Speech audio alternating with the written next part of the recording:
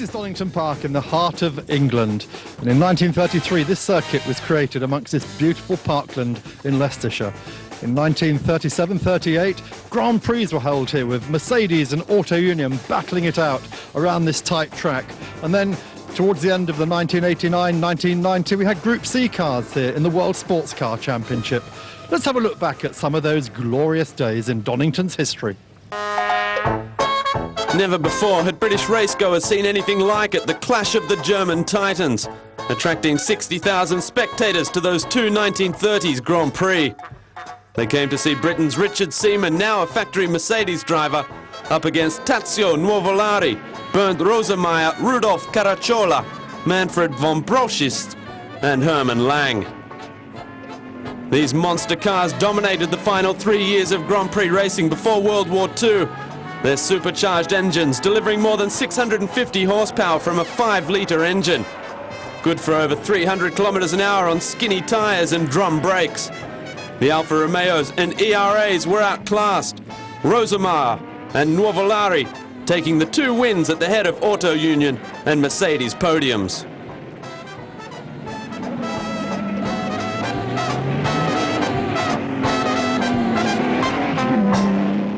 1990 was the last time the World Sports Car Championship for Group C cars came here to Donington Park.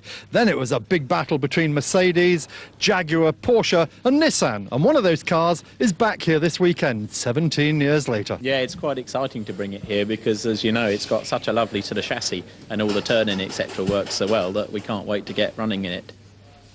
Massive power from this car. I mean, you've told us before it's all or nothing, up to 800 horsepower.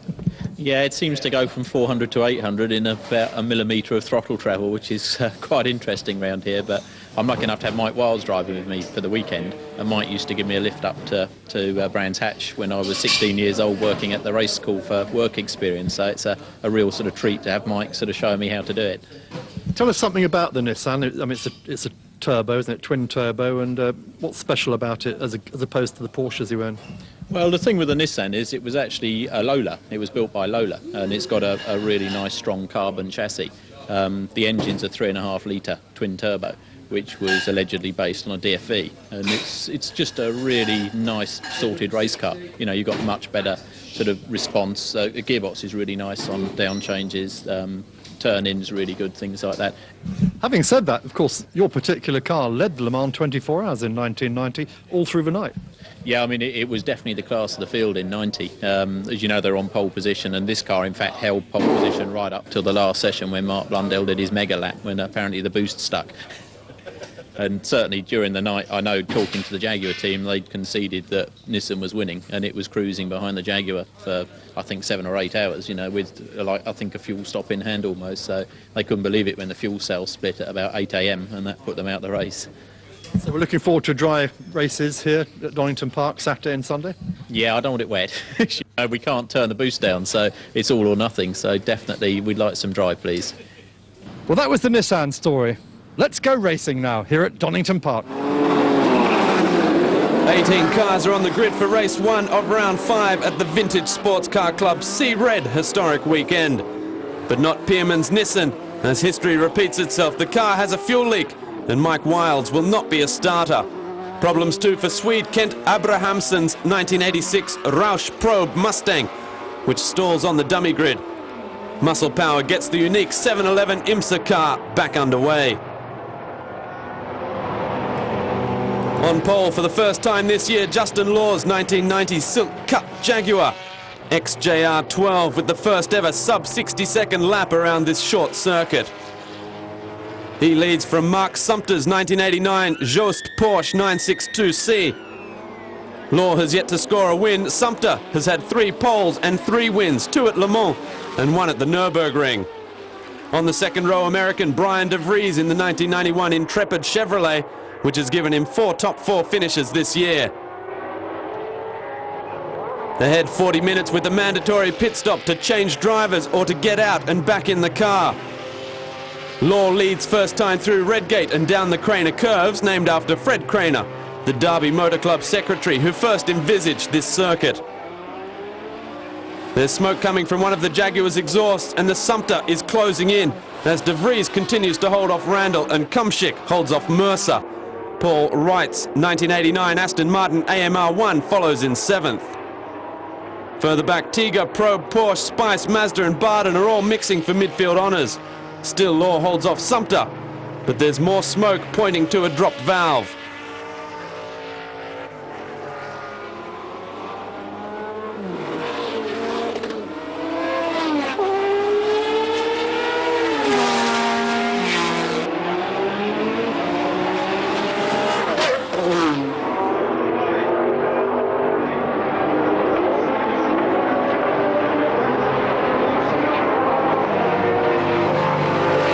But there's even more smoke for German Kumschik, whose C1 Spice catches fire. Another British disaster after his Silverstone incident, ending his race after just 3 laps.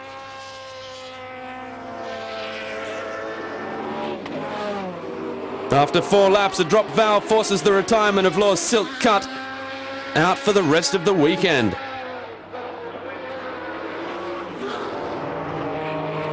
The firemen arrive to deal with the Spice as Jim Loftus, in the pretty Mazda 757B 3-rotor, wins his battle with Duncan Mackay's Barden Ford.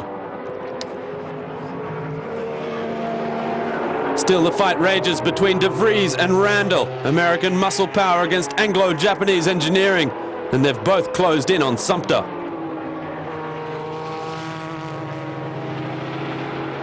As Don Law's team check out the damage, we catch up with his son Justin. It just lost power, and I just shut it straight off and coasted straight into the pits. So hopefully we'll be able to get it fixed for Spa. Sumpter is still being chased by De Vries and Randall, who are keeping the pressure on the Jost Porsche.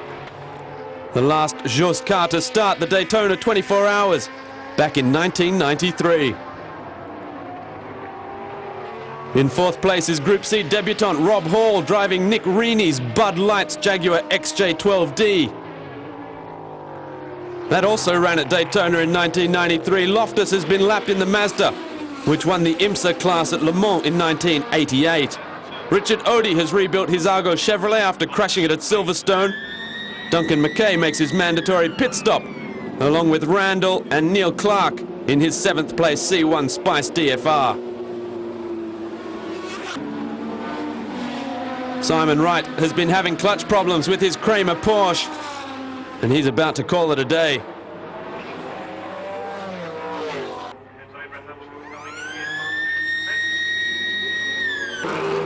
Nissan and Aston Martin fight for 3rd as De Vries and Sumpter make their pit stops, as does Brands Hatch and Silverstone winner Andy Purdy in the RLR Porsche.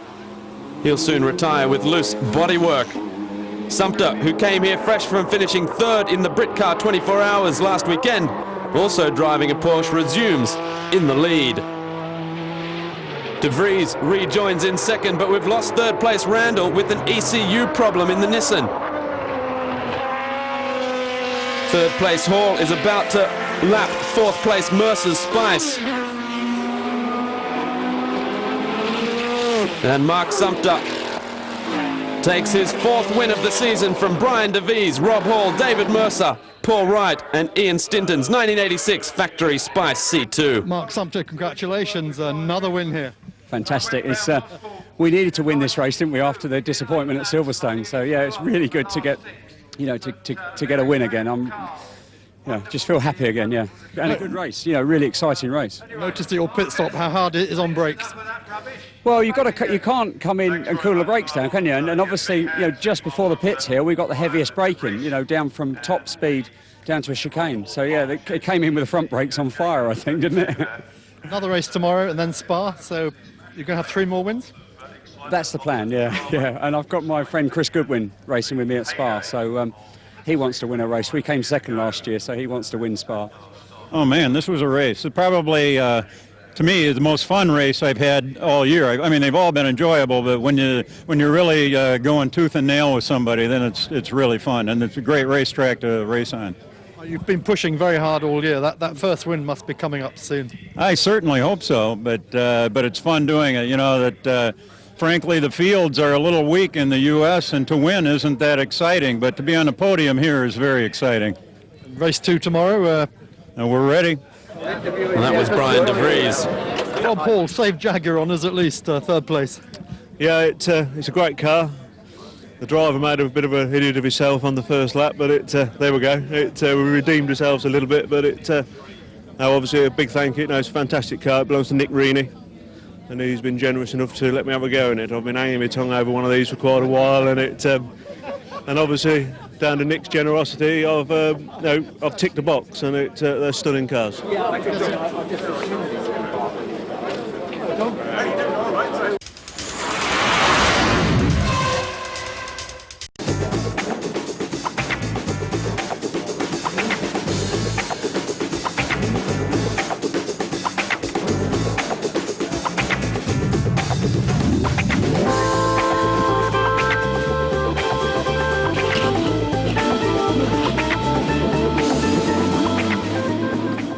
Welcome back to Donington Park. As you can see, it's not all Group C cars. The other side of Group C GTP racing is, of course, the American IMSA cars. And we're going to take a look at one of the quickest of them all, Brian De Vries' Intrepid. One of the stars of this year's races has been American De Vries. He's not yet had a win, but he's consistently been at the front of the field in the ex-Wayne Taylor 1991 Intrepid Chevrolet, which that year took more IMSA poles and fastest laps than any other car, but missed out on wins. Designed by Bob Riley, this wedge-shaped high downforce car GTP was to point the way to the later Riley and Scott prototypes, and was an evolutionary step away from the Jaguars, Nissans and Toyotas, then dominating American sports car racing. This is chassis number 3, powered by a Chevrolet V8 prepared at drag racing legend Ed Pink's Californian base, and De Vries races it in Taylor's contemporary EDS colours, which Taylor carried to his 1996 Daytona 24-hour win on his Riley and Scott MK111. Donington is a wonderful racetrack, and especially for a car like the Chevrolet Intrepid. There were 4 of these cars built in 1990 and 91, and they competed heavily against the big factory teams, the Nissans, the Jaguars, the Toyotas. Consequently, didn't win many races, but in 90 and 91 had 7 poles and equal fast laps in races, but had a lot of engine problems, and so they didn't finish that many races, but they've always been known to be very fast. It's a 6-liter splayed valve V8, pushrod V8 Chevrolet, and it's of course fuel injected, and they run approximately 750 horsepower. Tommy Kendall drove the cars with the EDS and ICI sponsorship for the General Motors factory, and he had a crash at Watkins Glen going what used to be turn 5, where they had a suspension failure and went straight off at 180 miles an hour. After that, they put the chicane at Watkins Glen. But Tommy Kendall, Wayne Taylor were the 2 primary drivers, and then as IMSA GTP was winding down in '93, the cars were actually rented out in a number of other drivers. But the real drivers were Tommy Kendall and Wayne Taylor. I own 2 cars. They're identical. They're both like the original livery. I have chassis 1 and chassis 3. I bought chassis 1 when I started racing in HSR, kind of the Group C counterpart in the U.S. And later on, a fellow that had one of the other chassis from new finally decided to sell it, so I bought the second one. And chassis 1 is the only one that actually won a race. It won the New Orleans street race in 1990, but like I say, both cars were always highly competitive, just had engine problems on the reliability side. An interesting fact about the cars is at 140 miles an hour, the cars generate 10,000 pounds of downforce. I've done Daytona 8 times now, so I've got quite a bit of seat time, and the reason I'm here, and especially in Europe, is because in this group, the competition is so good that, and these cars are so beautiful that it's where I want to race. For some of our Motors TV competition winners, a weekend at Donington to meet the cars and stars and ride in a Group C car. Peter Layfield from Burnley, first of our Motors TV winners. You looking forward to the experience? I'm looking forward to it very much, yes. It's very interesting. There's a lot of nice cars about. Have you been following Group C over the years? I've been following a little bit of it, but I'm not too up on it too much, so hopefully today I'll reimburse it to me, so it'll be good. What might call a baptism of fire. Yes, yes. Alexander Robertson from Birmingham. Difficult journey getting here to Donington. Yeah, not too bad. Die-hard fan. Do whatever it takes, really, you know. So bus, train and walk? And yes. Now you come here, did you know you were going to have to get in a Group C car when you came here? Not really, but hey, if I want to get into it, I'll get into it sort of thing, you know, so, hey, you know. Good. We know you're a Motors viewer because I hear you screaming at me sometimes, but have you been following Group C ever?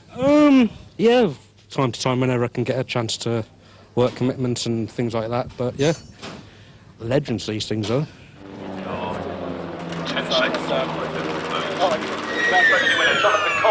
And there's a very special surprise on Sunday. 1983 Le Mans 24-hour winner Vern Schuppen is on hand to take them on a lap of a lifetime around Donington Park.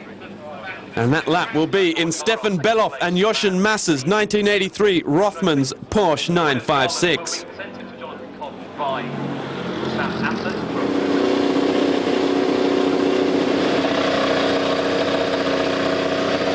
The Australian racer delighted to be reunited with a car that he too occasionally raced.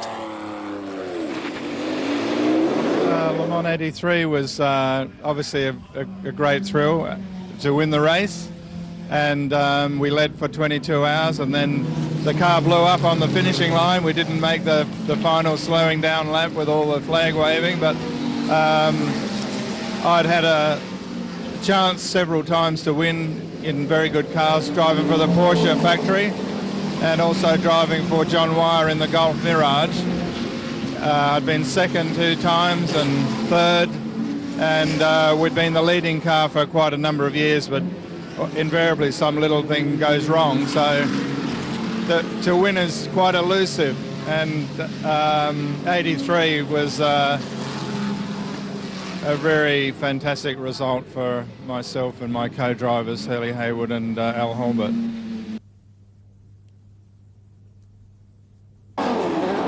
Sunday's race 2 sees 30 minutes with no pit stop.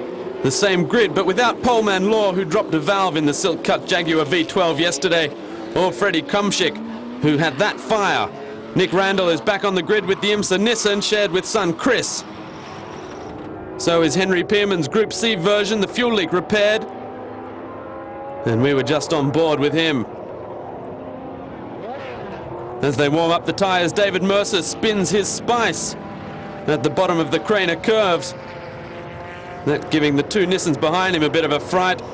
Porsche, Aston Martin, Spice, Tiga, Argo, Mazda and Probe follow.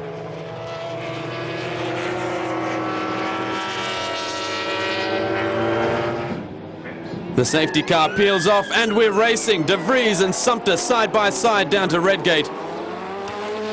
But it's Sumpter that has it.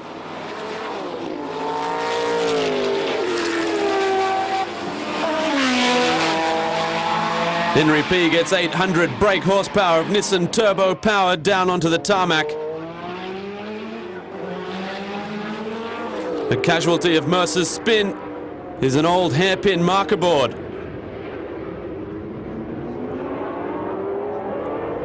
Sumpter blasts the Just Porsche down the hill, but De Vries is hanging in there, the high downforce giving him a big boost around Donington.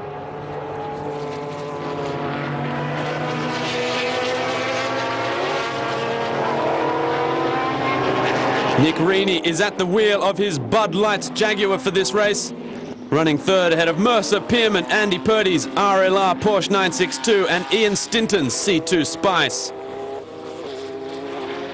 As De Vries falls back a little bit, Sumpter is already catching back markers. The Le Mans Mazda and Richard Bateman's Tiger Rover already lapped. 20-year-old Purdy is determined to make up for yesterday's retirement when a rear bodywork catch came loose. He's already up to 6th place behind Sumpter, De Vries, Mercer and Pearson.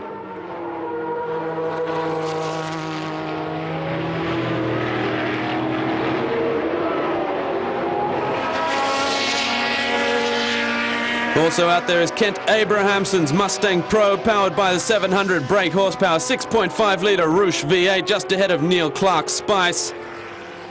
Pearman is running a solid 5th, heading for his best result of yet in the Nissan. After the dramas of Silverstone, hopefully another trouble-free race for Sumpter, who's put some space between himself and De Vries.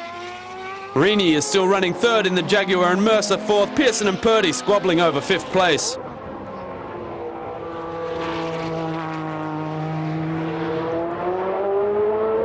Abrahamson's Probe continues to please the crowd. The Swede's other cars is a Kramer Porsche. Traffic isn't helping the Intrepids chase the leader, and the same for Mercer, trying to stay in touch with Rini. Then the Orpington dentist gets his break. His C1 Spice hauls in the IMSA Jaguar, the last V12 to be built.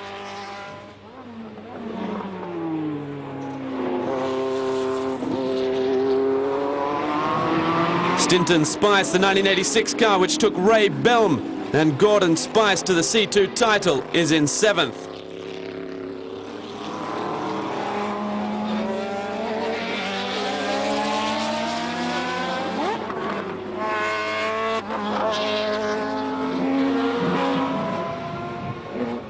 Pearman's relaxed driving style belies the fact that he has 800 brake horsepower under his right foot, a real handful around this tight little track.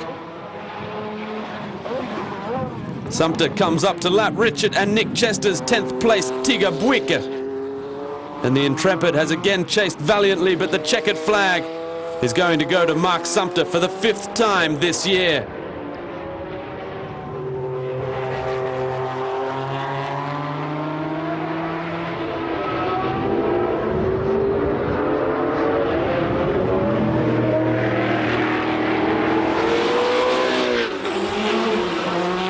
And so victory number 5 for Sumpter. He beats Brian DeVries by 16 seconds. 3rd place David Mercer by 47 seconds.